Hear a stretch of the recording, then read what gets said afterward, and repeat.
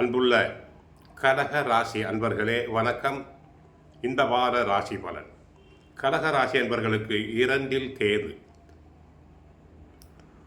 அடுத்து 8ஆம் இடத்தில் அஷ்டமத்தில் சூரியன், செவ்வாய், புதன், சுக்கிரன், ராகு, வாக்கிய பஞ்சாங்கப்படி சனி பகவான், சந்திரனும் இணைந்துள்ளார். தங்களுடைய விரய ராசியில் குரு பகவான் இருக்கிறார்.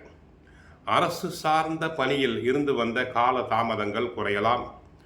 உடன் பிறந்தவர்கள் வழியில் ஒத்துழைப்பான சந்தர்ப்ப சூழ்நிலைகள் அமையும். பிள்ளைகள் வழியில் சுப செய்திகள் கேட்கலாம்.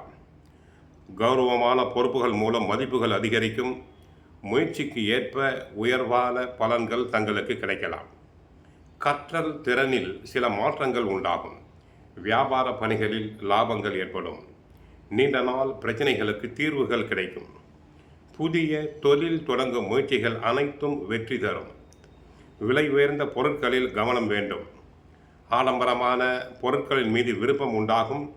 எந்த ஒரு காரியத்திலும் சில சமயங்களில் ஆர்வம் இல்லாமல் செயல்படுவீர்கள். உணவு சார்ந்த துறைகளில் புதிய வாய்ப்புகள் கிடைக்கும். பிறருக்கு வாக்குறுதி அளிக்கும் போது சிந்தித்து தாங்கள் செயல்பட வேண்டும். தங்களால் என்ன முடியுமோ அந்த வாக்குறுதியைத்தான் தாங்கள் கொடுக்க வேண்டும். தேவையில்லாத வாக்குறுதிகளை கொடுத்து வம்பில் மாட்டிக்கொள்ள வேண்டாம். பொதுவாகவே 8ஆம் இடத்தில் கிரகங்கள் அமைவது சங்கடங்களை தரும். ஆனால் எல்லா கிரகங்களும் 8ஆம் இடத்தில் இருக்கும்போது அந்த பாவத்தின் கிரக யுத்தம் நிகழ்ந்து நாம் எதிர்பாராத நன்மைகள் சில சமயங்களில் ஏற்பட வாய்ப்புண்டு. பொதுவாகவே 8 என்பது எதிர்பார்ப்பதை கொடுக்காமல், எதிர்பாராத விஷயத்தை அது நல்லதாக இருந்தாலும் கெட்டதாக இருந்தாலும் கொடுக்கும் பாவம் என்பதால் சில சமயங்களில் நல்ல விஷயங்களும் நடைபெற வாய்ப்பு உண்டு.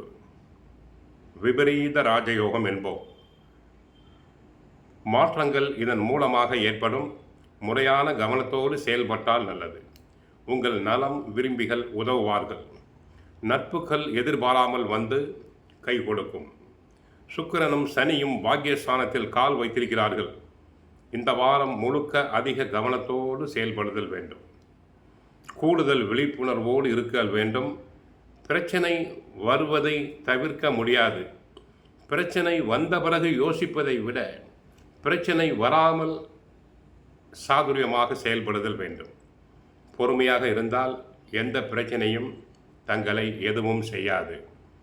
கவனமாக இருந்தால் வீண் விஷயங்களையும் செலவுகளையும் தவிர்க்கலாம். அவசரப்பட வேண்டாம்.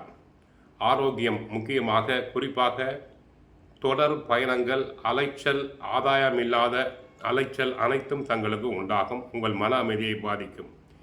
விரைவில் தங்களின் நிலைமைகள் அனைத்தும் மாறும். ஆக கடகராசினர் சற்று பொறுமையாக இருங்கள். கோவிலுக்கு சென்றால் புவனேஸ்வரி அம்மனை வழிபடுங்கள். நன்மைகள் நடைபெறும். வாழ்க வளமுடன். மங்களம் உண்டாகட்டும்.